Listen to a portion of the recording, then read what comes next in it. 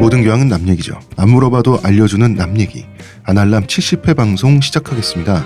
의문의 그녀시온님. 안녕하세요. 문화평론가 이동규 대표님. 안녕하십니까. 안녕하세요. 저는 작가 홍대선입니다.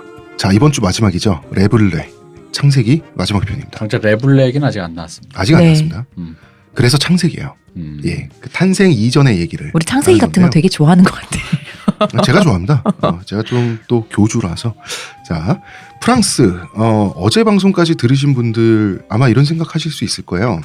아니, 이 나라 이거 20세기 최후의 제국주의 국가 아니냐. 뭐 그렇죠. 사실 프랑스의 민낯이 생각보다 추하다는 사실은 은근히 알려져 있긴 해요. 일례로 한국에 들어온 외국계 기업 중에 가장 무지막지하게 노동자를 갈아마시는 곳이 아주 높은 확률로 프랑스 기업들이에요. 그럼 거기 하나뿐만 아니라 다른 데도 그렇다고요? 아, 많이 그렇다 그러더라고요. 만화로는 송곳의 그러니까. 푸르미라는 회사로 이제 등장을 하는데, 프랑스 기업들이 다른 나라에 진출을 했을 때 네. 그렇게 좀 극성을 많이 부린다 그러더라고요. 하지만 뭐 송곳에 나왔듯이 간 보고 해도 되니까 그쵸. 마음껏 하셨겠죠. 자유평등 박. 네.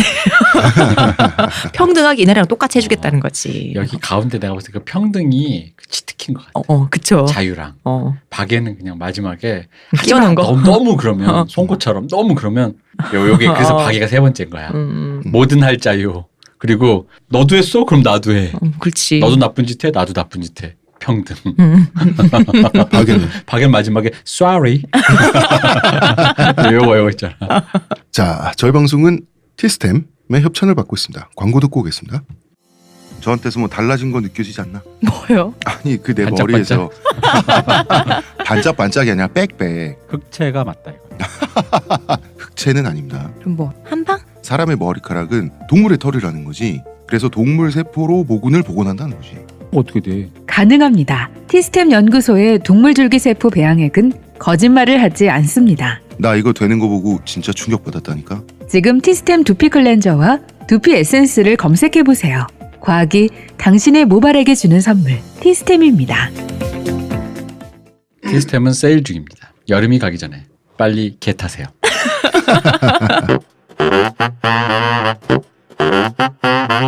자, 프랑스는 대차게 망했죠. 네. 제국주의 국가로서 베트남에 패배하고 알제리에 패배했어요. 총 동원 병사 알제리 전쟁 같은 경우에는, 자, 이게 80만 명이라고 하는데요. 아르키 10만 명이 중간에 전향한 결과 80만 명이에요. 네. 원래는 90만 명으로 시작을 했죠. 14만 명 이상이 전사를 하고 16만 명이 부상을 당했어요. 총 전비가 프랑스 입장에서 5조 프랑. 1프랑은 대략 200원이었거든요. 그러면 1000조 원가량이죠. 1960년대에 1000조 원입니다. 천조국이네. 여기 또 있었구나. 그리고 정의에 패배한 악의 제국 당첨. 그렇죠. 음. 이건 뭐 빼박이죠. 네. 예. 여담이지만 현재 프랑스 인구가 6,700만 명인데요. 전쟁이 없었다면 여기서 전쟁은 1차 대전, 2차 대전, 베트남 독립전쟁, 그리고 알제리 전쟁이죠. 은근히 끝없이 전쟁했네. 네. 네. 그렇지 않았다면 1억 명을 넘겼을 거라고 하더라고요.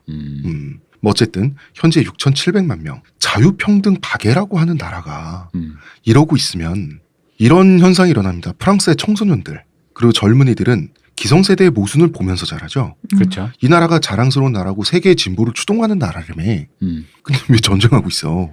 그것도 왜 보수 인간인 반대의 학살하면서. 전쟁이잖아. 그지. 베트남이랑 알제리에 가서 학살하고 이거 뭐 하는 거야? 자유평등 박애라면서 게다가 졌어요. 서양의 근대가 자국 국민들한테 가르쳐주는 서구 문명의 위대함은 동양에 대항해서 무조건 이기는 거죠. 졌어. 다른 나라도 아니고 자기 나라가. 그러니까 서구 문명의 위대함 그리고 프랑스적인 가치 이런 거 안 믿죠. 그리고 프랑스의 교육은 굉장히 경직된 교육이었어요. 우리가 지금 뭐 프랑스식 교육하면 굉장히 잘 어울릴 것 같지만 뭐 지금은 어떨지 모르겠으나 당시까지만 하더라도 아이들이 뭐 지금도 그렇지만 이거는 아이들이 자라면서 어른들한테 가장 많이 체벌받는 곳이 아직도 프랑스입니다. 왜 그런 얘기 하잖아요. 프랑스 마트를 갔는데 이거 네. 얼마 전에 그렇게 오래된 얘기 아니면 1, 2년? 프랑스 마트를 갔는데 애기가 막 떼쓰고 울고 막 시끄러운 거예요. 막 유치원생 정도? 엄마가 그 자리에 뺨을 치더라고. 근데 이제 이때 60년대에는 기성세대가 너무나 오래 전쟁을 경험했죠. 그러니까 가정에서도 학교에서도 군사문화가 팽배해 있었어요. 뭐 이거는 뭐 그쵸. 네. 이건 어쩔 수 우리도 없는- 익히 알잖아요. 네. 이건. 그래서 체벌, 집합, 기합 이런 군대식 교육에 어린 세대들이 많이 노출된 때였어요. 우리가 유신 특집이나 산업화세 특집 안 하고 네. 역사 공부 안 했고 저의 옛날 어렸을 때 한 20대 초반 10대의 생각이었다면 이분들은 저 전쟁 끝나자마자 바로 모드를 바꿔서 아이들이 개기면 와인 한잔 하면서 그러니까. 달팽이 요리를 일단 먹어보자꾸나. 너의 잘못한 점을 조목조목 얘기해줄게. 이런 이미지였단 말이야. 이미지는 그랬죠. 그리고 제국주의 전쟁에서 정의에 패배했죠. 명분이 없잖아. 그렇습니다. 정의에 패배하면 그 폭력성이 내부로 갑니다. 할 말도 없고 지기도 했고 이런 포갑적인 문화가 더 가중되는 거죠. 그러니까 젊은이들은 불만이 폭발하게 되는 거죠. 네. 그러면서 프랑스가 68혁명을 향해서 걸어가게 되는데요. 밖에서 지고 들어와서 우리를 드잡으니. 뭐 비슷한 겁니다. 우리나라도 병자호란, 임진왜란, 그 양난이라고 하죠. 이걸 거치고 우리나라가 남성 기득권 권력이 약자들에 대해서 사회 내부의 약자들에 대해서 큰 소리를 못 치게 됐잖아. 네. 뭔가 좀 면이 없어졌죠. 그러고 나서 급격히 보수화되는 것처럼 당시 프랑스 기득권들이 프랑스 청소년들 그리고 대학생들을 다루는 방식이 굉장히 군대식이었다. 이게 이제 그 뭐 다른 의미로 보면 가부장제라는 네. 의미에서가 그게 잘 작동될 때는 다른 의미로 굉장히 효율적이거든요. 남성이 어쨌든 간에 그 희생을 감수한 채 뭔가 밖에 나서 뭔가를 한다면 그의 반사작용으로 어떤 리스펙을 얻는단 말이죠. 근데 이제 그게 잘못 작동될 때 남자가 나가서 아무것도 하지 못했을 때 이제 그때 이제 돌아오게 되는 리스펙을 못 받으니 존경을 네. 못 받으니 그럼 이제 포갑으로. 그럼 이제 강제적인 리스펙을 끌어내려고 하는 이 시스템 자체에서 그렇죠. 나를 리스펙 안 해. 근데 권력은 나한테 있거든. 어쨌든 간에 그러면 찍어 아무리 누르는 거죠. 그렇죠. 실패한 아버지들도 와서 그 집안에서 가장 무력이 센 사람은 아빠인 건 맞잖아요. 자, 이제부터 우리나라와 점점 프랑스가 비슷해지는데요. 자, 68혁명으로 치닫는 사건들은 많아요. 네. 이 중에 저희가 인상 깊은 몇 가지만 추려봤습니다. 상징적인 네. 사건들인데, 자, 베트남에 틱광득이라는 스님이 계셨어요. 네. 이 분의 원래 본명은 물론 틱광득이지만 한자니까 이름이 한자로 돼 있으니까 석광덕 스님이었어요. 네. 한자로. 자, 이 분이 소신공양이란 걸 하는데 소신공양은 자신의 몸을 태워 부처님께 바친다는 뜻이에요. 전태일 열사 비슷한 걸 한 건데 네. 1963년이었습니다. 자, 베트남에 틱광득이라는 저명한 스님이 있었고 당시 베트남 민중들에게는 영향력이 가장 큰 종교인이었어요. 그런데 프랑스는 물러났잖아. 네. 프랑스가 물러난 공백지대를 미국이 치고 들어와요. 그렇습니다. 호치민은 빨갱이라 안 돼. 이런 거죠. 전 세계에 민주주의를 전파하고 다니고 계셨잖아요. 아, 그렇죠. 예. 뭐 통킹만 사건도 조작하고 막 이러면서 예. 데모크라시. 네. 자, 이렇게 남베트남의 베트남 남쪽이죠. 친미 괴뢰 국가가 세워져요. 근데 이 나라가 불교를 탄압하고 불교 탄압한 이유 단순합니다. 대통령 가족이 카톨릭이야. 이게 끝이에요. 그리고 부패가 심각했어요. 이때 정권을 부패의 끝판왕이라고 불립니다. 네. 왜 부패를 이렇게 했냐. 마음이 편했거든. 미국님이 다 해주실 거니까. 우리는 해먹기나 해야지. 다른 나라도 아니고 미국이 뒤를 봐주고 있는데 잘못될 리가 없는 거죠. 그 북쪽에 있는 호치민이 군대 이끌고 내려와도 미국은 핵을 가진 나라고 어마어마한 나라잖아. 항공모함을 가진 나라인데 아이고 뭐 호치민 뭐 어쩌라고. 그럼 우린 뭐 하지? 해먹자. 이게 당시 남베트남 정권이었어요. 그러니까 불교 탄압, 민주주의 탄압, 부패 이 모든 문제에 항의하기 위해서 틱광득 스님이 나선 거예요. 네. 스님이 무슨 힘이 있어요? 힘 없잖아요. 자기 몸에 휘발유를 붓고 불을 붙였어요. 그리고 숨이 완전히 끊어질 때까지 근엄하게 가부좌를 틀고 그대로 불탔거든요. 이게 영상과 사진이 굉장히 충격적입니다. 있습니다. 그리고 이제 인간의 정신력의 한계를 볼 수 있어요. 불이 타면 사람이 미쳐 날뛰어야 되는데 가부좌를 튼 채로 이거의 영상도 이제 영상 이때가 막 발전되는 시대이다 네. 보니까 이 전 세계의 어떤 젊은이들에게 이게 많은 영향을 끼쳤고 엄청난 영향을 끼쳤어요. 저항과 그리고 그래서 그 이 사진이 그 유명한 레이지 어게인스트 머신의 1집 앨범 자켓 사진이 되는 거죠. 이때 틱광득 스님 마지막 유언이 제자들한테 내 몸이 앞으로 쓰러지면 모두들 피신을 가라. 뒤로 쓰러지면 투쟁이 승리할 것이다. 자, 이러고 불을 붙였단 말이에요. 근데 인간의 근육은 수축근이 팽창근보다 많아요. 다시 수축근 말해서 오그라드는 근육이 이렇게 늘어나는 근육보다 많다는 거죠. 많아요. 그래서 불에 타서 근육이 오그라들게 되면 가부좌를 틀고 있으면 당연히 앞으로 쓰러져야 돼요. 네. 인간이란 건. 근데 틱광득 스님도 죽음의 순간 몸이 앞으로 완전히 기울어서 땅에 닿기 직전이었는데 이때 몸이 다 탔어요. 까맣게. 근데 초인적인 정신력으로 기어이 몸을 펴가지고 뒤로 쓰러지면서 이분이 돌아가세요. 네. 이 영상과 사진이 전 세계에 송출이 되거든요. 영상에 보면은 제자들이 죽어가는 큰 스님한테 절을 올리죠. 경찰들도 큰 절을 해요. 아 이거 눈앞에서 보면 절할 수밖에 없어. 이게 웃는 게 좀 웃긴데 말만 들어도 이게 진짜 이게 정신력에 진짜 그 인간의 정신력이 이 정도까지 초월할 수 있구나라는 걸 느껴지게 해요. 근데 이런 거죠. 저항을 하려면 총도 군대도 없고 그다음에 불교라고 하는 것은 비폭력이잖아요. 근데 비폭력으로 어떻게 저항을 해? 그러면은 정신력을 보여주는 수밖에 없는 거예요. 네. 근데 일신의 모든 걸 버리고 딱 내 몸뚱이 하나만 가지고 있는 그런 종교인데 그런데 이제 당시에 남베트남 대통령 오딘 지엠이라고 하는데 자 이름은 중요하지 않고요. 네. 이 사람의 제주 씨 동생의 아내죠. 마담 누라고 하는 별명으로 유명했는데 미국 CBS와의 인터뷰에서 10,000원을 쏟아냈습니다. 휘발유 그거 다 수입품인데 이거 뭐 수입품 갖다 쓰면서 왜냐면 몸에 불 붙일 때 휘발유 그러면서 뭐 애국이 어쩌고 저쩌고 뭐 그 사람들이 한 짓이라고는 고작 자신들 중 한 명을 바베큐로 만든 거. 이게 이 워딩이 굉장히 어디서 들은 것 같은 이게 그 공유하고 있어요. 어디서 이게. 배우나 봐 따로. 이게 있어요. 네. 자 바베큐 파티가 벌어졌으니 우리는 건배나 합시다. 이거 아주 워딩들이 비슷해 다들. 예, 일배스러운 네. 예, 당연히 빡쳤죠. 빡치니까 사람들 빡치니까 전국적인 시위와 소요가 일어났어요. 베트남에서. 그걸 핑계로 미국은 더 깊게 개입을 했죠. 결과적으로 베트남 전쟁은 이 소신공양에서부터 시작되었다는 평이 지배적이에요. 네. 그리고 현재 베트남에서는 티광득 스님이 말한 투쟁이라고 하는 거 이거를 이제 반미 독립투쟁이라고 지금의 베트남은 받아들이고 있는 거죠. 당연히 베트남이 이겼으니까. 이겼으니까. 그런데 이 영상과 사진이 서구 사회에 던진 충격이 어마어마합니다. 엄청나죠. 이게 진짜 미디어의 힘이었던 거죠. 네, 미디어의 힘인데 자 이미 프랑스식 제국주의 프랑스 얘기를 하면 이 제국주의의 신물이 나 있어요. 프랑스 청년 좌파 지식인들. 근데 드디어 프랑스가 베트남에 패배한 이유를 깨달아 버린 것만 같은 거야. 우리가 왜 졌지? 보통 이러고 있었거든. 네. 그 티광득의 초인적인 인내심을 보고 나니까 정신력이 최고구나. 정신력이 역시. 이러니까 졌지. 이게 서양의 타락한 물질 문명과 동양의 숭고한 정신 문명의 대립처럼 느껴지죠. 네. 그렇죠. 그러니까 우리 어른들은 뭐야? 우리 어른들은 탐욕스러운 자본주의의 돼지였던 거야. 왜냐하면 또 이 서양의 물질 문명이라는 게 흔히 말하는 근대 이성의 네. 기반에서 설립됐다라고 보는데 유럽인들이 2차 대전의 그 홀로코스트를 보고 이성만으로 갈 수 있는 그 끝에 왜냐하면 사실 뭐 독일 사람 다 미쳐가지고 그런 건 아니잖아요. 네. 나름 이성적으로 투표하고 해서 한 거잖아요. 이성의 결과물로서의 그것에 대한 어떤 이성만으로는 뭐가 안 되는데 했을 때 이제 왠지 갑자기 감성 돋는 일이 생겨버린 거예요. 너무나 뜨겁게 감성을 돋아. 내 감성을 이제 완전 불을 지르는. 그리고 그 모습을 보면 존경스럽거든요. 존경스럽죠, 솔직히. 장난 아니에요, 진짜. 그걸 누가 해? 누가 해? 자 그러면은 저 위대한 정신 문명을 가진 저런 스님이 네. 민중들을 지도하는 나라를 우리가 착취하겠다고 침공을 하고 제국주의 전쟁을 일으켜서 진 게 정의가 승리한 게 맞는 거잖아요. 맞죠. 그렇게 느껴지죠. 동양의 숭고한 정신에 우리가 패배했는데 그러면은 우리는 아니고 우리 윗세대 프랑스 기성세대야말로 자본주의 돼지라는 거지. 그 전까지 서양에서 프랑스도 그렇고 동양의 이미지란 거는 저개발, 나약함, 나태 이런 거 있죠. 중국 사람들 막 아편하고 물론 그 아편을 판 건 영국인입니다. 그러니까. 큰 스님의 소신공양을 보니까 이거 프랑스의 인과 응보가 다 설명될 것 같아.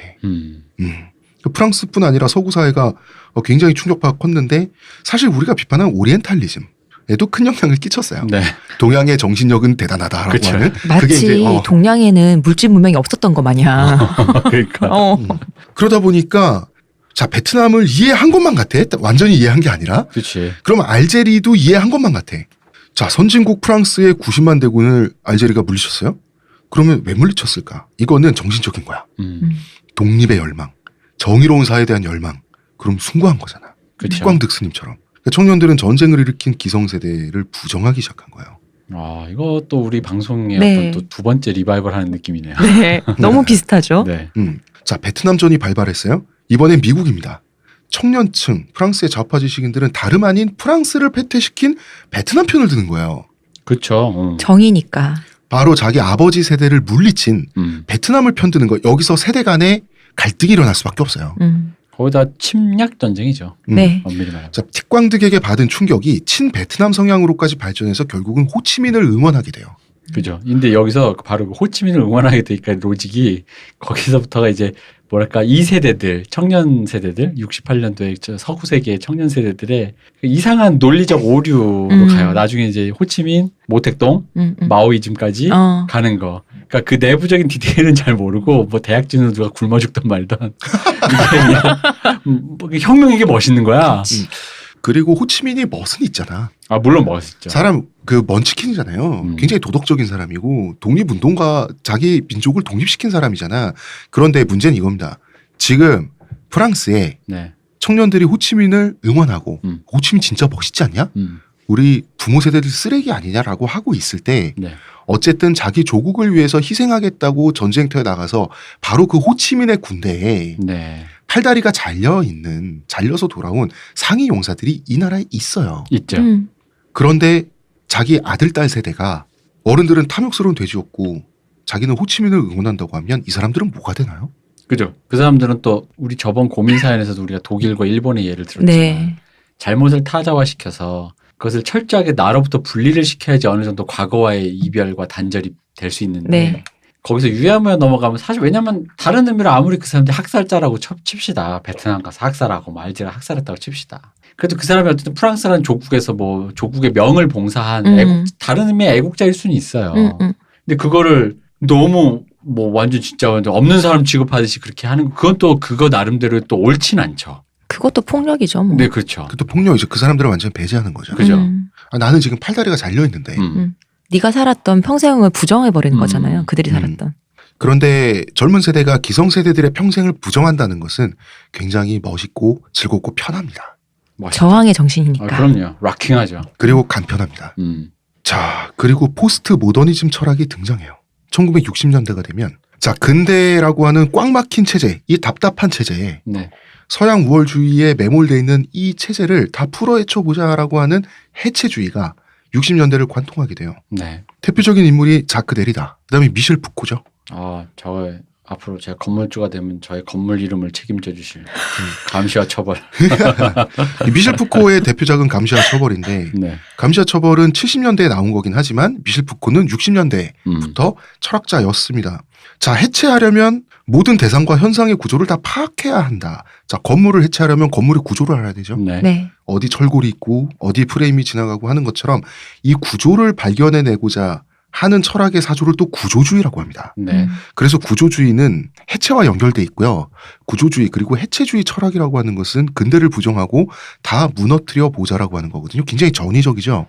그 다음에 대안은 없다는 게 특징입니다. 그리고 인간의 어떤 그 이성 아까 얘기했지만 이성이 네. 아닌 인간의 감성이라든가 직관 이런 거에 대한 또 어떤 포커스를 또 맞추기도 시작했고 그 요거랑 마찬가지로 같은 맥락이었는데 조금 다르게 비판 철학이란 것도 있잖아요. 그죠. 이성으로 망했으니 이성을 조금 수정해서 다시 좀 더 다른 뭐 거치게 좀 더 다른 좋게 리뉴얼된 이성으로 가보자라는 이제 계속 비판 철학까지 가잖아요. 그럼 이성이란 단어가 완전 추상화돼가지고 도대체 무슨 기능을 갖고 있는 건지도 모르겠어요. 그냥 이성이야. 되게 웃깁니다. 자, 그럼 여기까지만으로 68혁명을 설명할 수 있는가? 미리 얘기하자면 68혁명이란 건 전 유럽을 휩쓴.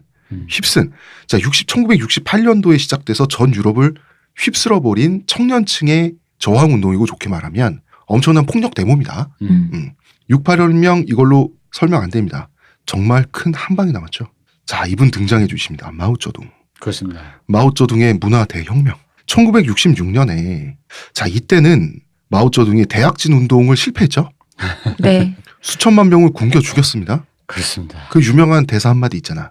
트위터 로고를 보고 하면 저 SNS는 해로운 SNS다. 저새는 해로운 새다. 저새는 해로운 새다. 참새를 가리키고 그렇게 하는 바람에 중국에서 참새가 멸종을 하고요. 참새가 잡아먹어야 했어야 할 벌레들이 해충들이 곡식을 갉아먹어서 수천만 명이 굶어 죽습니다. 아, 독재자의 말 한마디가 이렇게 무서운 겁니다. 그래서 2인자인 주은래를 러시아에 파견해서 참새 좀 꿔주세요. 그래서 참새를 빌려와서 현재 중국에 있는 참새는 모두 러시아 참새 후손입니다. 러시아제. 자, 중국의 최고 러시아제는 참새다. 두 번째가 AK 소총. 로소아제. 자, 어쨌든 대약진 운동이 실패했어요. 그러면 공산당의 문화라고 하는 것은 비판 문화죠. 네. 공산당 당내에서 비판 작업을 통해 가지고 자, 마오쩌둥 이렇게 잘못했어요. 반론 있으십니까? 마오쩌둥 할 말 없잖아. 네. 그래서 권력에서 실각해요, 마오쩌둥은. 그렇죠. 근데 이제 주석인데 전체 주석이 아니라 그 당 주석 정도로 살짝 이게 완전 실각은 아니고 완전 실각은 아니고 왜 완전 실각을 시키지 않았냐면 마오쩌둥이 워낙 입지전적인 인물이고 솔직히 말해서 정치적인 차원에서는 중국 인민을 일으켜 세운 사람 맞잖아요. 네. 상징이 있잖아요. 그래서 마오쩌둥을 실각을 시켜도 예우는 해야 돼요. 그래서 공산당은 마오쩌둥 신격화 작업에 들어가요. 여기서 잠깐 이제 모르시는 분들을 위해 대약진 운동에 대해 거칠게만 말씀드리면 네. 그 러시아의 성공 사례를 보고 급격하게 이제 근대화 국가, 공업화 네. 국가를 국가를 하려다 보니까 농업을 이제 조금 배제시킨다, 뭐 등한시한다 이런 쪽으로 간 거죠. 그래서 이제 공업을 해야 되고 하니까 갑자기 독재 국가, 예. 전 국민이 막 이 인구가 몇 억입니까? 근데 막 전 국민이 밥을 먹을 때도 다 나와서 먹고 이건 다 나라에서 해줄 거니까 나와서 같이 취식하고 너희들은 그냥 일만 해. 한 거죠. 근데 사실 이게 그 나라의 식량 자원을 잘 컨트롤해야 되는데 지금 그게 중요한 게 아니라 그건 나라에서 이런 식으로 하다 보니까 농업에 대한 그 식량 자원에 대해서 이렇게 컨트롤이 잘 안 되고 이 당시에 이제 그 각 집마다 있는 그 네. 집에서 혼자 취식하면 안 되니까 집에 있는 솥 이런 거 다 가져갔대요. 근데 나중에 이제 망했잖아요. 안 됐잖아요. 그러니까 나중에는 이 사람들이 그럼 집에서 해 먹어야 되는데 솥이 없어. 솥 구하는 것부터가 일이었대. 솥 구워 그릇 막 이런 거. 거기다가 뭐 나라에서 그렇게 주는 식이면 왜 단체 급식 이런 식으로 네. 부정부패도 심하고 그다음 굶어 죽고 인육까지 먹으면서 막 그러면서 버텼던. 그러니까 공업화 우리 말로 하면 산업화를 위해서 공업화 플러스 이거죠. 집단 농장화. 그죠. 예. 그러니까 공업의 이데아를 농업에도 적용하겠다. 근데 중국이 얼마나 넓고 중국에 평지만 있습니까? 각 지역마다 기후가 다르고 농법이 다르고. 네. 근데 이거를 기계식으로 중국 전토를 통일시켜버리면 굶어 죽죠. 게다가 이게 뭐 철공소를 만드는데 그걸 유야무야하고 집에 있는 뭐 뒤에 뒤뜰 같은 그런 느낌으로 그냥 아무렇게 막 만든 거예요. 그리고 철이 막 생산되니까 얼추얼추. 네. 철이라는 게 순도에 문제가 있는 거잖아요. 그래서 네. 좋은 철이 나오고 그런 건데 어쨌든 나온단 말이야. 그래가지고 그걸 농기구를 막 만드는데 이게 너무나도 엉터리 철이니까. 불량이니까. 그게 이제 괴철이라 그래서 신석기 시대에서 철기 시대로 넘어가는 과정에 네. 있었던 그런 질의 철이 나온 거예요. 쓰지도 못하고 그럼 다시 그걸 녹여서 써야 되는데 그걸 녹여서 다시 그 불순물을 걷어내면 그건 또 굉장히 나름 테크놀로지가 네. 필요하다 보니까 결국 못 쓰고 버리게 되는. 그래서 원래 있던 걸 녹여서 새로운 뭐 그 쟁기를 만들었는데 결국 못 쓰게 되고 손으로 파야 되나 이러면서 뭔가 세계가 점점 거꾸로 가고 있는 아주 그런 그러니까 대약진 운동하면 뭔가 되게 굉장히 약진할 것 같은데 뭐 그런 느낌인데 후퇴를 냈다. 처참한 실패로 끝난 겁니다 진짜. 네. 마오쩌둥이 책임져야 될 거 아니야. 네. 책임은 지시돼 권력에서는 실각을 하시고요. 신격화시켜 드릴게요. 이게 공산당의 방책이었어요. 네. 상징으로만 남겨놓겠다. 뭐 뒷방에 좀 계셔라. 예, 그러니까 권력이 없는 신이죠. 그렇죠. 뭐 태상왕 정도로 모셔드리나. 그렇습니다. 그렇죠. 그 마오쩌둥은 이것들 봐라. 하지만 마오쩌둥은 그 권력에 대해서 타고난 감각이 있는 사람이잖아요. 네. 신격화 작업 자체는 그냥 내버려뒀어요. 그리고 중국의 당시 뮤지컬 동방홍. 동방홍이라고 하는 것은 동방의 붉은 별, 마오쩌둥을 뜻합니다. 네. 동방홍이 전국적인 히트를 기록합니다. 음. 그래서 이제 때가 됐다고 판단한 마오쩌둥은 청소년들에게 다 뒤집어 엎어버리라는 신호를 보내죠. 네. 그리고 문화 대혁명이 시작됩니다. 네. 정말 다 엎어버린다. 애들이 마오쩌둥은 절대 권력을 되찾게 됩니다. 아이들을 선동함으로써 다들 아시겠지만 홍위병 아시죠? 이것저것 가릴 거 없이 다 부수고 다 죽였잖아. 그래서 이게 뭐냐 하면 이게 바깥에 전달될 때는 타락하지 않은 순수한 젊은이들이 구습의 잔재를 모조리 타파한다며 중국에서는. 네. 그리고 홍위병의 슬로건도 멋있어요. 모든 혁명에는 이유가 있다. 할만하니까 한다. 즉 애들이 이러는 거는 다 어른들 때문이야. 오죽하면 하겠나. 자, 이렇게 핑계를 남한테 돌리는 게 얼마나 매혹적입니까? 그렇죠. 그리고 마오쩌둥의 이미지가 또 굉장히 서양 좌파들한테 영웅적이란 말이야. 혁명 전사죠. 혁명 전사고 실제로 마오쩌둥의 혁명은 진짜 영웅적이긴 하잖아. 대약진 운동 이전까지 세계적인 세계국급 영웅입니다. 대약진 운동 이전까지 스타였잖아요. 마오쩌둥은. 예, 정말 스타였지. 이 구호 붉은 이미지 붉은 별 동방홍이라고 하는 네. 그 동양의 먼 나라에 완벽하게 혁명을 완수한 이 한 10억 가까이 되는 인구를 딱 통솔하는 이 농민 출신의 영웅 그리고 이 홍위병의 전위적인 이미지. 홍위병의 이미지는 마오쩌둥이 굉장히 패션의 차원에서 세련된 사람이란 걸 보여줘요. 근데 여러분 여기서 잊지 말아야 될 거는 어쨌든 그 경찰력이 있는 시스템이 있는 국가에서 네. 어떤 그런 류의 그 인증을 받지 않은 어떤 젊은 무리들이 인증받았죠. 그죠? 아니 근데 마오쩌둥이 인증했잖아. 마오쩌둥이 인증했지만 엄밀히 말해서 국가의 기반 시설 그 절차적인 것과 뭐 공권을 가진 게 아니잖아요. 그게 아닌데 일군의 젊은이들이 어떤 그런 누군가의 말 한마디로 게다가 명분을 가지고 혁명은 이유가 있다 이런 식으로 해가지고 세상 모든 천지에 그냥 다 들이대가지고 다 폭력을 일삼는 그런 일이 벌어진 거죠. 자기들끼리 여기 팔 완장차고 자경대가 되는 것처럼. 그렇죠. 이때 뭐 공자님 무덤 다 파헤쳐지고 그렇습니다. 난리 났습니다. 뭐 분서갱요 뭐 다시 한번 있었죠. 뭐 그 대표적으로는 명나라 마지막 황제인 숭성제가 네.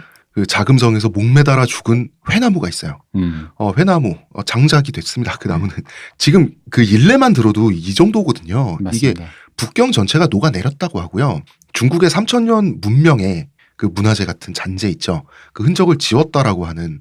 왜냐하면 다 구습이니까. 옛날 생각나게 하는 것들이잖아요. 그 예전에 그 90년대인가 2000년대 초반인가 알카에다가 저쪽 그 불상 큰 벽에 네. 석조 불상 바미안 석불. 네. 폭파시켜요. 네. 사실 그때의 기분이 어떤 기분이냐면 이런 기분이거든요. 내가 왜 프라모델을 사서 공들여 조립했는데 갑자기 아빠가 너 뭐 이런 걸 하고 있어 하면서 그거 와직 할 때 부셔버리는 그 기분 있잖아요.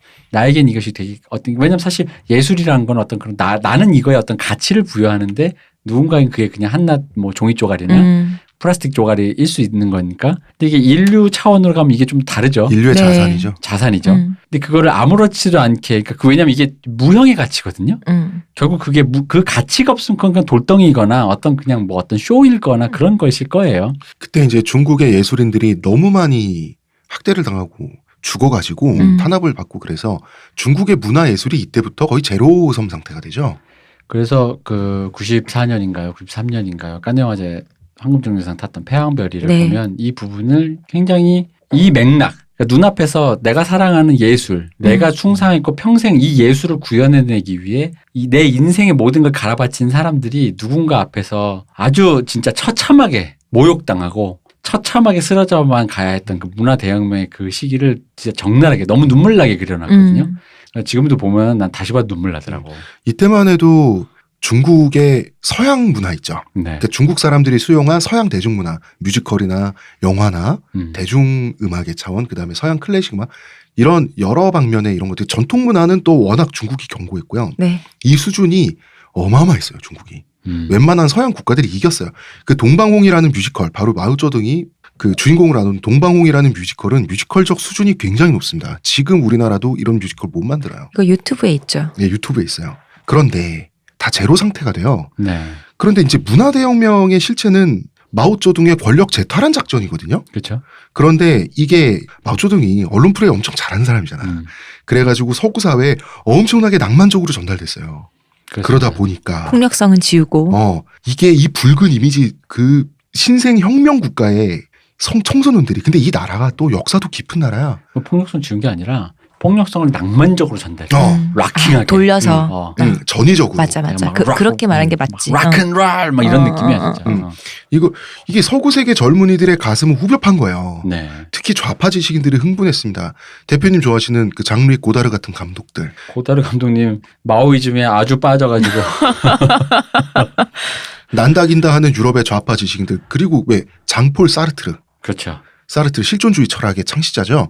장폴 사르트르 같은 경우는 마오쩌둥을 신으로 거의 생각을 했어요. 이 사람은. 제가 이거 영화를 공부하고 이렇게 네. 좀 할 때 제가 이제 이게 이 온도차를 내가 이게 어떻게 이해를 못하다 보니까 특히나 또 우리는 또 한국 사람으로서 모택동에 대한 양가적인 감정이 있잖아요. 아무리 나중에 좌파 공부를 하더라도 뭐 마르크스주의 이런 걸 보더라도 모택동은 또 한국 전쟁에 또 주된 그 네. 참여 인물로서 모택동이 좀 이런 인물의 공과과에 대해서 어느 정도 아무리 몰라주면 안단 말이에요. 근데 유럽에 내가 존경했던 예술가나 지식인들이 그 당시에 마오이즘의 경도에서 막 줄줄줄 빨았다는 거야. 마오 빠잖아. 그래서 이게 뭐 어떻게 된 거야? 근데 결국 결론은 그거예요. 그냥 이제 지금처럼 인터넷이 발달하고 그런 게 아니다 보니까 이 모든 것이 통제되고 왜곡되고 잘못 전달되고 또 받아들인 사람이 또 그럴 자세가 돼 있다 보니까 너무 낭만적으로 자기 스스로 해석하고 좋게 받아들인 거죠. 마치 그 스타벅스 컵에 그려진 체게바라 같이 있어야 될 힙한 어떤 것처럼 된 건데 이 온도를 이해를 못하니까 처음에는 내가 존경했던 예술가이자 뭐 이렇게 철학자들인데 미친 사람들 같은 거야. 아니 그 진짜 당시에 마오쩌둥에 대해서 바쳤던 이 유럽 지식인들의 헌사를 네, 맞아요. 보면 이 사람들 미쳐 있어요. 그래서 대약진 운동이란 걸 이 사람들이 알았나? 이 사람들 뭐 무슨 말을 하냐면 내가 지금 프랑스에서 존경받는 영화 감독이지만 마오쩌둥이 지도하는 중국 인민의 한 사람으로서 내가 중국의 농사꾼이 되고 싶다. 뭐 이런 말을 했다니까. 그래서 안타깝지만요. 솔직히 말하면 그 정보가 워낙 없어서 제가 이해는 합니다만 고다르 형의 그 마오이즘은 솔직히 말하면 지금 기준으로 생각해 보면 그냥 내 손에 들고 있는 에코백 같은 거였다. 힙스터 놀이. 근데 마오쩌둥이라는 존재 자체가 사람 자체가 낭만성이 있긴 해요. 그러니까 그 혁명의 과정을 보면 아니 그 20세기 19세기에 있던 그 사회주의 운동한 레닌, 스탈린 뭐 다 있죠. 그 모든 멋있지. 그 모든 멋과 간지가 결국은 마오쩌둥으로 그때 수렴이 됐단 말이야. 뭐해 하지. 알지. 아는데 내가 아까 홍위병의 젊은이 얘기하는 게 아니죠. 이 사람들 지금 굉장히 유럽의 대예술가이자 아주 잘난 사람들. 아주 잘난 사람, 되게 똑똑한 사람들이라고. 이 사람들을 어떤 트렌드를 이끌고 얘기하면 꼭 나오는 사람들이잖아요. 세상의 트렌드와 여론을 이끌던 사람들인데 이 사람들이 그러니까 이렇게밖에 박하게 표현할 수밖에 없는 거야. 이 사람들 그래서 겨울에 국방색 그 왜 이상한 엉덩이 덮는 그 속옷 있어요. 네. 그게 이제 그 중국 인민복인데 맞아요. 그거 입고 영화 찍고 그랬어요. 영화 그 인민 모자 있잖아. 그 네, 빵모자 같은 거. 그거 엄청 유행했어요. 멋있으니까. 근데 마오쩌둥이 멋은 있는데 근데 엄프를 자랑하기도 했고 마오쩌둥이. 그래서 결과적으로 유럽 좌파 지식인들 그리고 젊은이들 청년층은 네. 우리는 이런 생각을 품게 되는 거예요. 그리고 여기에는 경제성장이라고 하는 또 요소가 들어가 있습니다. 자, 프랑스가 전쟁에서 완전히 손을 뗀 후에 네. 경제는 급속도로 안정을 찾을 수밖에 없죠. 그렇죠. 일단은 이 사람들이 식민지에서 어쨌든 간에 이거저거 빨아놓은 꿀이 많죠. 그렇죠. 그리고 어쨌든 식민지 전쟁이라는 늪에서 빠져나왔잖아. 그리고 외부로 쓸 지출처를 그렇죠. 다 이제 없애버렸죠. 전쟁 매몰 비용이 이제 안 들어도 네. 되니까. 그러니까 청소년 그리고 청년들은 물질적으로는 풍요로운데 문화적, 정신적으로는 불만이 가득한 시기를 거치는 거예요. 그죠. 자, 이렇게 먹고 살만하고 고생은 어른들보다 덜했고 그리고 부모들이 고생해서 대학까지 보내준 애들이 꼭 걸귀하죠. 그렇습니다. 자, 그래서 68세대는 우리의 386 세대와 많은 면에서 비슷합니다. 근데 비슷하긴 한데 386이 약간 조금 이른감이 있긴 해요. 68이나 확실히 미국 청년 문화나 이 전 세계 이 당시 청년 문화를 네. 보면 확실히 이 나라들이 잘 살긴 했어요. 근데 386은 약간 산업화와 이거의 점이지대적으로 약간 좀 더 앞서 나온 느낌이 있어요. 좀 더 빨리. 이만큼 잘 살진 않는데 왜냐하면 우리가. 386이면은 386의 그 시기에 그들의 운동 시기는 엄밀히 말하면 80년대 후반 정도에 나왔을 법한 우리의 경제 수준으로 보면 네. 이들과 비교해 보면. 그렇죠. 근데도 이게 한국 사람이 역시 성질이 급해서 역시 빨라. 조금씩 빨라. 뎁스가 템포 빨라요. 그 정도까지 이 정도 느낌으로 경제 성장이 됐기 때문에 386이 이제 우리가 이런 느낌은 아니에요. 근데 공통점은 이런 거예요. 그 속도 차이는 대표님 말씀대로 있는데 이거는 동일하죠. 당시 프랑스의 기성세대가 보기엔 먹고 살게 해줬더니 맞아요. 등 따숩고 배부르게 해줬더니 그래서 대학까지 보내놨더니 세상이 잘못됐다 그래? 도대체 뭐야? 니들이 대학 가는 세상이라고. 그러니까 그 근간이 뭐였냐면 얘들은 어쨌든 식민지에서 꿀을 빨던 제국주의 시대의 그 유산이 있다 보니까 네. 먹고 사는 근간이 있는데 우리나라는 산업화 세대가 소를 팔고 엄마 아빠 누나 이모가 여자들이 등골을 빼서 애들을 그렇게 만드는 거죠. 그 차이가 있는 거죠. 그렇죠. 그 기반이 없었거든 우리는. 그래 놨더니 어른들이 잘못됐다고? 어. 그러니까 우리나라가 그 분노와 갈등의 양상도 우리나라가 더 진하고 첨예할 수밖에 없다. 네, 맞아요. 더 K적일 수밖에 없다. 왜냐면은 얘들은 어쨌든 엄밀히 말하면 그 이전 세대들도 그러니까 68세대 이전 세대들도 제국주의의 그 식민지 정책 때문에 네. 나름 먹고 살만했어요. 아니, 프랑스는 나폴레옹 때부터 먹고 살만했어. 근데 우리는 진짜 산업화는 정말 아무것도 없는. 진짜 똥꼬가 찢어지게 가난하다는 게 진짜 몸속 체험하신 분들이 그나마 우리 집안, 우리 시내, 우리 지방의 모든 그 고혈을 쥐어짜서 한 사람에게 몰빵한 결과로서의 발전이거든요. 약간 양상이 다르죠. 훨씬 더 극렬하지. 그러다 보니까 극렬하고 집요하고 극단적이고. 만약에 그렇게까지 내가 메모를 해서 했는데 얘가 갑자기 나한테 칼을 돌리면서 아빠는 잘못됐어 하면 솔직히 빡치죠. 더 첨예할 수밖에 없죠. 그래서 삐처리 해주세요. 우리가 알고 님 네. 이제 지방에서 네. 경상남도에서 아버님께서 그 블루칼라로 일을 하시면서 그 세 형제를 키운 거예요. 근데 서울 갔더니 데모하는 거야. 방학 때는 집에 와서 집안일 도와야 되잖아. 무조건 5시 기상. 일단 아버지한테 빠따 맞고 구보를 하는 걸로.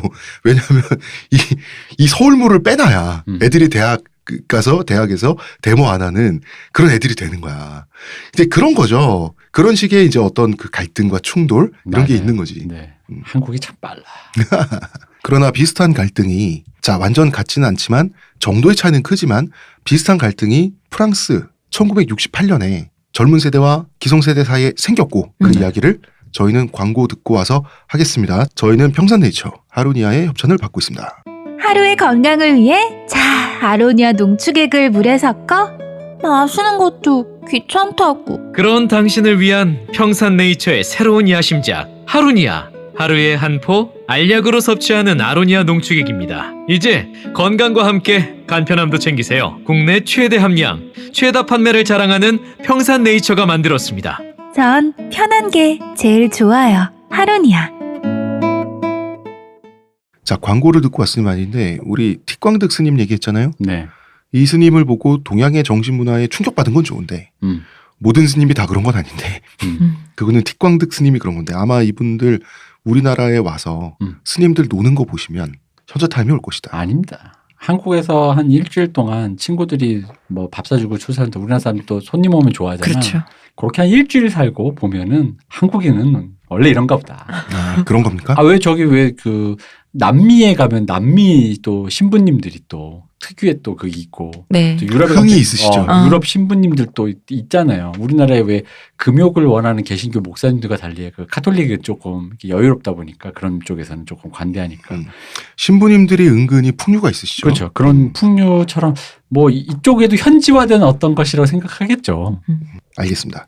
파리에 낭테르라고 하는 대학이 있어요. 네. 학교 이름이 낭테르 대학입니다. 이 대학의 남자 기숙사 학생들은요. 허구한 날 여자 기숙사에 들어갔어요. 범죄 아닌가요? 여자 기숙사 측에서도 뭐 창문을 열어주고 이런 협조가 있었겠죠. 들어가서 뭘 했는지는 모르겠고요. 공부했겠죠. 대학생인데. 아니 뭐 과제야지 과제. 뭐 남녀가 맞아요. 베개 싸움을 한다든지 공부가 잘 돼. 과제하는 거지. 아무튼 대학 당국은 당연히 여자 기숙사 출입을 금했어요. 그러자 이제 담 넘고 창 넘죠. 그렇게 여자 기숙사에 침투했는데 이것도 막 철종왕을 두르고 감시탑을 세우고 하는 등으로 좌절됐어요. 뭐 학교가 기숙사에 철도망을 감시탑이 왜 있는 거야? 저희 나라는 감시와 처벌이 탄생한 나라입니다. 아 맞다. 그러다가 1968년 3월에 파리의 낭테르 대학교 남학생들이 수업 거부 투쟁을 벌여요. 그 이유가 여자 기숙사에 자유롭게 들어가게 해달라. 그거예요. 섹스. 아니 그러면서 과제. 조별 과제 구성원 중에 여성 함께 해야죠. 네. 그런 거라고 믿겠습니다. 네. 자 그러면서 교직원들의 사무실을 점거해요.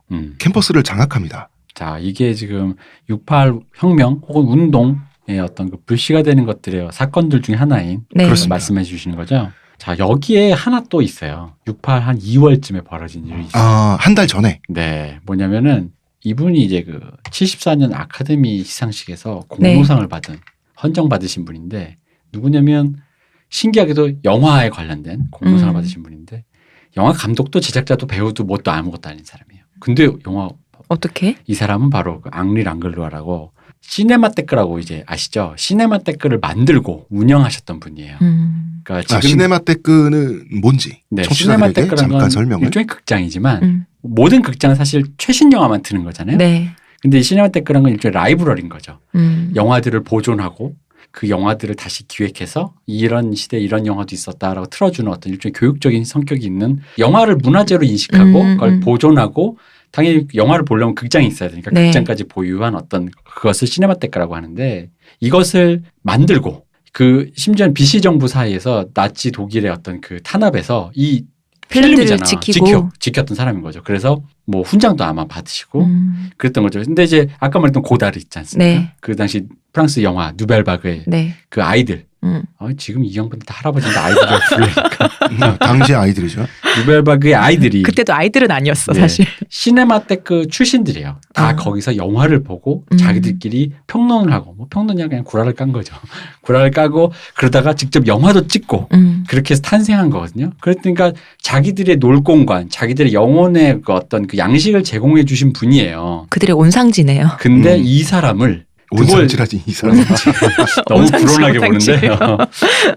이 사람을 드골 정부에서 해임을 한 거야. 이게 마치 이명박 정부에서의 네. 어떤 그런 식이죠. 당연히 사람들이 들고 일어나죠. 외국에서는 미국은 채플린, 피카소 이런 사람들까지 성명서를 냈어요.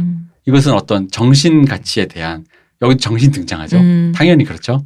이 프랑스가 유지했던 그 어떤 정신 가치에 대한 훼손이라는 거지. 너무 심한 거다. 들고 이런 거. 당연히 그 당시 젊은이들 이게 막 그렇죠. 어떻게 되겠어요? 나를 키워줬던 나의 정신의 스승을 감히 그 권력, 정부, 기관이 근대가. 해임을 했다는 거지. 그러면 뭐 당연히 들고 일어나야죠. 그렇습니다. 그러다가 1968년 5월이 됩니다. 네. 2, 3개월 후에 당시 최고 명문대가 지금도 그렇겠지만 소르본느 대학이죠. 네, 제 지금 파리에. 제8대학인가요? 제7대학인가요? 네. 그렇죠? 뭐 하여튼 그런 네. 식으로 지금은 숫자 넘버링으로 네. 되어 있는데 이 소르본 대학의 학생들이 낭테르 학생들에게 지지 성명을 발표합니다. 그리고 격려 차원의 시위를 하는데요. 역시 우리나라도 운동권은 서울대가 움직여야 그렇습니다. 밑에 연고대부터 쫙 따라가잖아. 네. 프랑스도 말이죠. 소르본 대학의 학생들이 움직이니까 다 따라간 거예요. 네. 그러면서 학생 시위가 전국적으로 확산되죠. 네. 그러면서 중고등학교 학생들에게 신호를 보내죠. 중국의 홍위병은 말이야. 10대 때부터 다 부수고 다녀. 그러면서 중고등학생들까지 합류를 합니다. 청소년들이 함께 주도를 했대. 이러면서. 그러면 섹스 시위 아니냐? 그렇기도 하죠. 그래서 투쟁 문구 중에 유명한 게 하나가 섹스가 곧 혁명이다. 이런 섹스 관련 아이콘, 시위 문구, 포스터 이런 게 있었지만 사실 이건 도화선이 됐을 뿐이죠. 그렇습니다. 기성세대와 기성관습 그 모든 것을 부정하고자 하는 운동이었어요. 드골도 잘못됐죠. 어른들 짜증나요. 전쟁은 틀려먹었고 하여간 다 잘못됐어. 그러면서 거리 시설물, 자동차 이런 걸 무차별적으로 파괴하기도 했습니다. 그러니까 이제 이게 뭐 386 때도 얘기했던 어떤 자유주의적인 네. 개념들. 본인들은 이제 신자파라고 얘기를 하고 구자파 선을 그으려고 하는데 뭐 마오이즘에 경도되었다. 우리도 좌파다 그러지만 사실상 엄밀히 말하면 이제 자유주의적인 게 좀 더 크죠. 자유. 근데 이제 어떤 자유? 기존의 구습에서 그런 권위주의에 대해서 젊은이들의 탈피한. 그렇죠. 그런 자유죠. 정치적 측면에서는 전쟁광 그리고 독재자 드골을 타도하자. 우파들 다 죽어라. 이런 게 정치적 측면에 있었고요. 좀 국제적인 측면에서는 반전. 그래서 베트남 전쟁에서 베트남을 지지했죠. 네, 그렇죠. 예. 반자본주의 그리고 반유럽. 유럽은 늙었어. 이 땅은. 12 구호가 마오쩌둥, 호호 호치민 한 명 더 있습니다. 체게바라. 이거 아르헨티나 약간 그런 느낌으로 했다 그래요. 근데 체게바라는 왜 꼈냐? 뭐 다른 이유도 있겠지만 잘생겼잖아요. 잘생겼습니다. 멋지잖아요. 맞아요. 일단. 솔직히 얼굴이 다 했다. 진짜 얼굴이 다 했어 정말. 그 당시에 솔직히 미디어가 많이 발전했잖아요. 그럼 체게바라 사실 그때보다 더 혁명 더 잘했을 걸. 이 얼굴 지지자들이. 천재, 혁명으로서의 얼굴 천재. 전 세계의 사람들이 다 아마 왜냐면 체게바라 티셔츠가 그 90년대 레이지 어게인스트 머신이랑 스타벅스의 그 맞아요. 대약진 이후에 체게바라 티셔츠가 참 많이 팔렸는데 그게 60년대 그 정도의 미디어 그 전파력이 있었으면 장난 아니었을걸요? 남미의 스탈린이 됐을 이분이 수도 있다. 바로 그럼요. 이 정도가 바로 진짜 비주얼 깡패죠. 그럼요. 얼굴 천재. 얼굴 천재. 총을 든 의사. 그렇죠. 모든 게 멋있어. 사회주의의 모든 것. 그냥 천재. 원래 의대 학생이었죠. 네. 자, 이민자에 대한 차별 금지 이런 게 들어갑니다. 이제 모든 게 리버럴하고 정치적으로 올바라야 돼. 자유로워야 돼요. 반인종주의, 반여성 차별. 자, 시위로 폭발한 거예요. 뭐가? 정치적 올바름이. 그렇습니다. PC함이 네. 시위로 폭발한 거예요. 그래서 68 혁명은 전 유럽으로 번져요. 우리 일단 프랑스에 잠깐 집중을 해볼까요? 68 혁명은 기성세대와의 불화죠. 네. 자, 어른들은 그 혹독한 전쟁을 다 견뎌내고 어떻게든 먹고 살아보겠다고, 나라 경제를 일으켜보겠다고, 자식들 대학에 보내보겠다고 이거 했단 말이야. 듣던 건데. 그래서 드디어 우리 세대만큼 너네는 고생을 안 하겠다 해가지고 등 따숩고 배부르게 만들었어. 그래서 대학도 보내놨더니 기껏 얘네들이 한다는 말이가 이 나라는 틀려먹었어요. 부모님 잘못됐어요. 이런 기분이 이상해지죠. 그렇죠. 이게 산업화 세대와 우리나라의 386의 구도와 공통점이 있습니다. 그렇죠. 자, 베트남과 알제리에서 아들을 잃은 부모가 있어요. 그리고 팔다리가 없는 상위 용사들이 버젓이 있는데 이건 다 틀렸다고 하면 기성세대는 무슨 생각을 하겠습니까? 기분이 나쁘죠. 나쁩니다. 음. 누군가와 불화를 하고 누군가 협의를 할 때조차도 적어도 사람에 대한 예의라는 건 그 사람의 살아온 인생을 전인격적으로 부정한 토대에서부터 협의라든가 뭘 하려고 하면 안 되죠. 그거를 인격적으로 인정한 상태에서 그럼에도 불구하고 거기에 반성할 면이 있고 하지만 어느 부분에서는 뭐 먹고 사니즘이라는 말을 그럴 때 쓰는 겁니다. 먹고 살려다 보니 그런 식에 따르는 면에서 이해를 해줄 수 있다면 그러면 우리가 이제 무엇을 해야 되는가라는 합의를 해야 되는데 이건 뭐 사람을 너는 틀려먹었어. 정말 우리 자주 그치. 하는 거 있잖아요. 태어나면 안 되는 존재라고 그렇죠. 얘기를 한 거잖아요. 자, 우리나라 386하고 비교해 볼까요? 하나 이상의 전쟁을 겪고 경제 성장 우리나라는 그리고 그쪽 경제 안정기를 거치고 독재를 경험하다가 혁명에 나섰다. 네. 자, 비슷은 한데 그리고 경제나 국력 같은 실리보다는 가치 중심적이죠. 우리나라는 민주주의였죠. 네. 그리고 프랑스는 정치적 올바름, 피시함, 대규모 학생운동에 이어서 대규모 노동자 대투쟁으로 이어진 것조차 비슷합니다. 근데 이쪽에서 이제 자기들 학생운동 자체가 신좌파로 불렸고 국좌파랑 선을 나눴단 말이에요. 왜냐면 그런 것도 있었어요. 예전에도 좌파가 있었으니까. 네, 국좌파는 그래봤자 노동자 중심으로만 그걸 끝낸 거야. 그리고 그 내부의 권위적인 질서는 그대로였다는 거지. 뭐 이렇게 우리로 치면 이제 뭐 386 시절에 그 386 그 운동권 내부는 되게 교조적으로 돌아간 거랑 똑같죠. 그러니까 이제 우린 신자파, 우린 자유주의야. 그런 거 없어. 모두가 평등하고 모두가 이념이니까 하는데 결국은 구좌파와 타협을 하고 연대를 하게 되는 과정. 그러다 보니까 노동자 대투쟁으로 이어지는 네. 것. 약간 이런 식으로 가는 거죠. 자, 그럼 정확한 명칭은 뭔가? 사실 68혁명이라는 말을 다 갖다 붙이면 안 돼요. 네.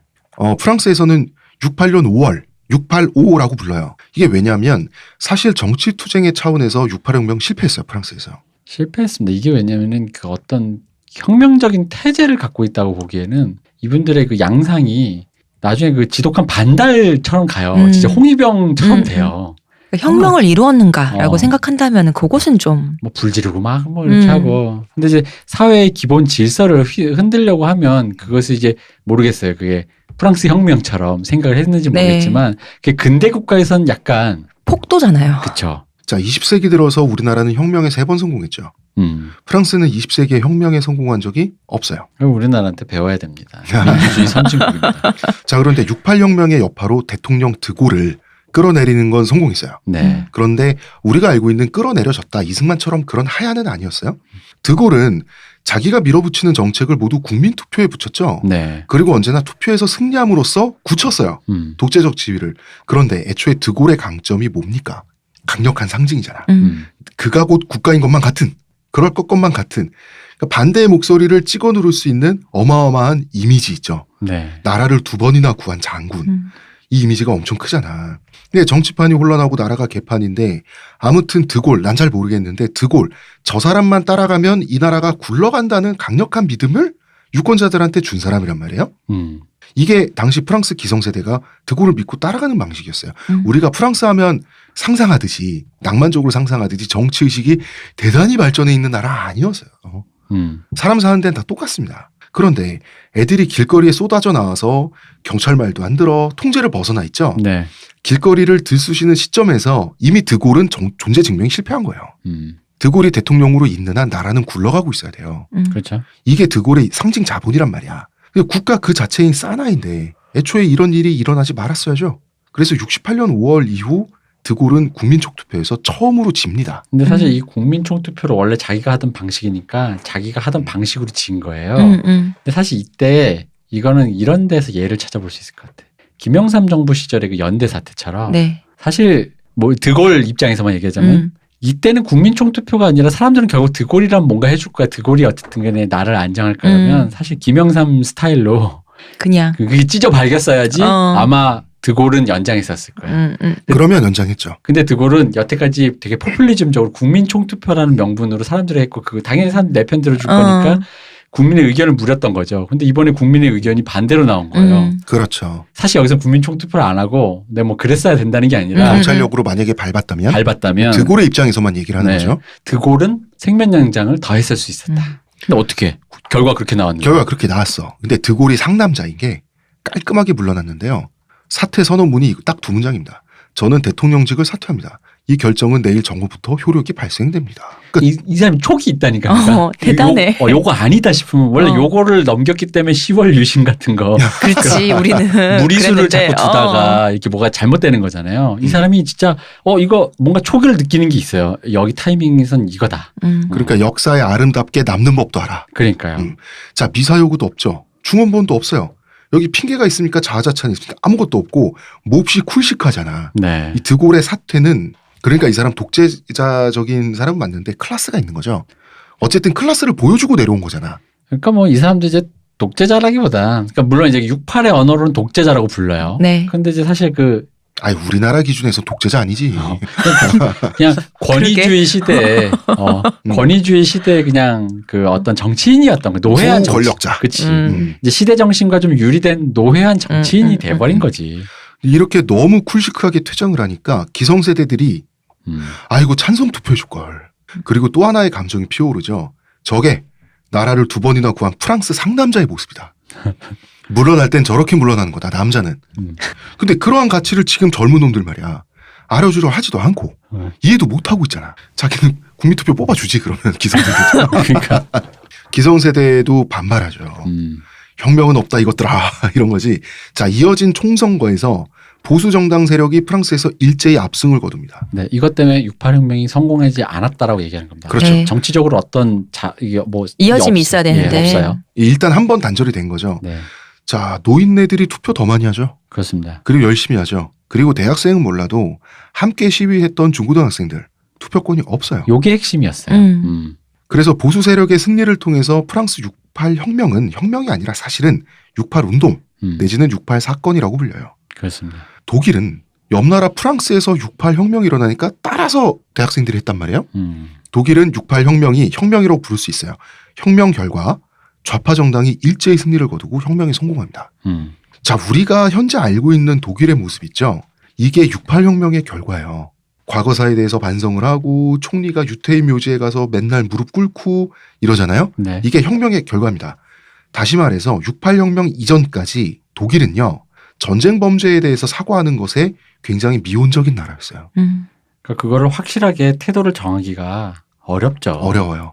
68 혁명이 정치적 올바름의 혁명이잖아요. 그러니까 옳아야지. 사람이 올바라야지. 그러니까 사과하라고 하면 알겠습니다 해서 가서 무조건 사과하는 나라가 된 거예요. 독일이 또 출구 전략을 잘 짰어요. 히틀러 맞아요. 개객기. 그래서 독일은 과거사 청산 그리고 정치적 올바름에 가장 적극적인 나라잖아요. 네. 일본하고 비교해 볼까요? 만약에 일본이 전공투, 일본의 386이죠. 네, 네. 그렇습니다. 전공투 처절하게 실패했잖아요. 그런데 전공투 투쟁이 만약에 성공해서 이게 선거 결과로까지 이어졌다면 말이죠. 네. 일본은 독일하고 비슷했을 가능성이 높아요. 그렇습니다. 왜냐하면 일본에 실제로 제가 이제 왜 저를 기준으로 보자면 저는 일본 문화에 굉장히 수혜를 많이 받고 자란 세대인데 네. 실제로 이 당시에 그 전공투 세력들이 실패하고 사회로 결국 흘러들어갔을 때 결국 이 사람들이 많이 들어간 곳이 결국 예술 문화 쪽이었단 네. 말이에요. 시민운동이랑. 그래서 예술 문화, 그 일본의 그 애니메이션이나 소설이나 이런 거를 많이 듣고 자란 본 사람들이라면 일본의 정치가 자민당 위주라는 거에 대해서 그 온도차를 잘 이해를 못해요. 외부 사람들은. 왜냐면은 실제로 굉장히 좌파적인 가치, 굉장히 그 진보적인 가치를 담고 있어요. 근데 이 나라의 정치는 굉장히 보수적이고 굉장히 각각 이 차이를 모르겠는 거예요. 왜냐하면 이 나라 시민들이 저런 문화를 향유하고 저런 거를 즐기는데 왜 정치 시스템이 저렇지? 그게 연결돼 있잖아. 모순이 네. 아니라. 근데 그건 왜 그러냐면 저들에게 철저히 발렸기 때문에 이후 세대들을 위한 메시지를 통해서라도 말하기 위해서 문화 쪽으로 흘러들어간 거예요. 성공하지 못했기 때문에. 왜? 이것은 정치적인 입성을 통해서 정치적인 메시지를 해내야 되는데 안 된 거지. 지금의 임종석 씨처럼. 판에 갈지 못해서. 글로 들어가야 돼요, 사실은. 그래서 어떤 목소리와 운동을 만들어내야 되는데 못한 거지. 그러니까 글을 쓰고 애니메이션을 그리고 만화를 그렸던 거예요. 그러니까 외부에서만 보고 만화만 소설만 보던 사람 입장에서는 이 나라가 되게 진보적인 나라일 줄 알았는데 8, 90년대 일본 애니메이션의 메시지 굉장히 좌파적입니다. 70년대부터 그랬어요. 70년대, 80년대 다 그랬다고. 그런데 막상 정치 시스템과 사회 문화를 조금 이제 보기 시작하는 순간 일본의 그 온도차가 네. 바로 여기서 나오는 거죠. 그래서 웃긴 게 일본의 시민사회의 그 어떤 그 굉장히 좌파적인 메시지는 굉장히 좌파적이에요. 굉장히 리버럴하고. 근데 일본의 정치 시스템이 이 동아시아 국가들에게 하는 메시지들 있잖아요. 우리 뭐 알잖아요. 우리 많이 듣잖아요. 우리 많이 듣잖아요. 맨날. 이 분통 터지는 네. 이런 상황들을 알잖아요. 그 온도 차가 여기서 발생하는 거죠. 그쵸. 자, 68혁명에 성공한 독일은 과거사를 깨끗하게 인정하는 나라가 됐어요. 네. 사과를 잘하는 나라가 됐는데 전공토 투쟁이 실패한 일본은 과거사에 대해서 굉장히 주변 국가들을 열받게 하는 나라가 됐어요. 그죠. 프랑스는 68혁명이 실패했죠. 네. 아직도 식민지 시절 베트남과 알제리, 특히 알제리에서 저지른 전쟁 범죄 이런 거 인정하지 않는 나라가 프랑스입니다. 네, 제가 전 시간에 네. 2000년대 설문조사에서 네. 아직도 그런 생각을 한답니다. 물론 뭐 최근에 대통령이 새로 된 마크롱, 네. 네. 뭐 이 사람은 사과를 한다고 하는데 음. 뭐 첫 마중물 정도를 그 정도 역할을 할지 말지는 모르는 거죠. 아니, 어쨌든 스탠스 자체는 뭐 알제리에 잘못한 부분이 있는 건 사과하겠다. 약간 이런 스탠스로 대통령이 되긴 했어요. 근데 그 이제 사람이. 이 슬픈 게 네. 마크롱이 사과를 한다고 쳐도 문제인 게 그러니까 이런 게 있어요. 그러니까 어떤 대의를 품은 지도자가 그 운동의 결과물로, 그러니까 그 민의에 수렴된 결과물로서 정치인이 되고 정치인이 돼서 그 사람이 정치적인 메시지를 운동을 해가지고 뭐가 되는데 사실 지금의 마크롱이 만약 사과를 해도 그게 프랑스 전체의 어떤 그 민의를 반영하는 어떤 그런 열기가 반영된 움직임인가에 대해서 그런 연속성은 전혀 없어요. 네. 굉장히 사람들이 왜 저래라는 느낌. 맞아요. 그 느낌이에요. 네, 그게 좀 있단 그러니까 말이에요. 저 사람이 정치적으로 들고 나온 이미지적인 카드 중 하나가 그거구나. 이게 전부인 거예요. 그죠. 그래서 자, 아직도 프랑스는 알제리 사람들이 당한 학살 이런 거 희생자를 축소해서 발표하는 등등등 굉장히 일본적입니다. 우리가 알고 있는 일본의 분통 터지는 모습 있죠? 네. 이게 현재까지의 모습이에요. 이것은 68혁명이 시작된 국가지만 실패한 국가이기 때문인 것도 있어요. 그리고 68이 뭐 자꾸 거기서 말하는 자기들끼리 비판 철학, 뭐 포스트 모더니즘의 근간을 갖고 있었다. 뭐 우리가 혁명적으로 사상적으로도 뭐가 있었다라고 하지만 사실상 약간은 순진한 자유주의에 근간된 운동이었다 보니까 이 분위기가 어떤 구체화되고 사상적으로 좀 더 충실해지고 막 내부에서 막 격렬하게 돌아가야 되는데 안타깝지만 심지어는 김영삼 스타일의 그런 폭압적인 것조차도 없었는데도 네. 불구하고 실패해버린 거죠. 사상적으로 더 깊이 못 가고. 그러니까 이제 이렇게 된 거죠. 이게 너무 슬픈 게 베르톨루치의 네. 2000년대 영화인 몽상가들에 보면 그 분위기가 잘 나와 있어요. 거기서 보면은 그 68, 2월부터 5월 사이에 젊은이들의 그 분위기를 어떤 근친상간을 하고 있는 여기서는 가치 중립적입니다. 네. 근친상간을 하고 있는 그냥 자유주의적인 거예요. 굉장히 자유주의로 뭐 내가 내 여동생 뭐 누나랑 자는 게 뭔 상관이야. 부잣집 남매가 있죠. 그렇죠. 그런 남매와 거기에 같이 끼게 돼 삼각관계를 유지하게 되는 어떤 남자애가 셋이서 집안에서 섹스와 그러니까 말 그대로 그들 기준에서 자유를 어떤 의미의 자유, 관습으로서의 자유를 갖는 그 사이에 68혁명의 한가운데 있었던 사람들에 대한 얘기인 거죠. 근데 그게 약간은 감각의 제국처럼 어떤 개인사의 어떤 그런 모든 것이 역사적인 그것들과 함께 병치됐을 때 이 모든 것이 그 사이에 모순되는 걸 보여주는 것. 감각의 제국처럼. 네. 감각의 제국도 주구장창 방에서 섹스만 해요. 근데 이것이 일본 제국주의의 그